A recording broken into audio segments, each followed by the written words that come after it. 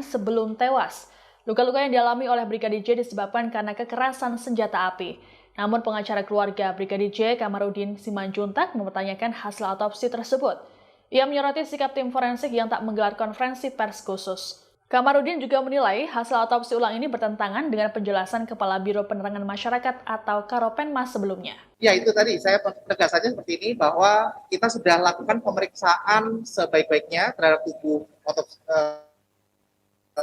Brigadir Yosua dengan keilmuan forensik sebaik-baiknya, dengan semua pemeriksaan yang kita miliki, baik secara otopsi maupun pemeriksaan penunjang dengan pencahayaan hingga pemeriksaan mikroskopik.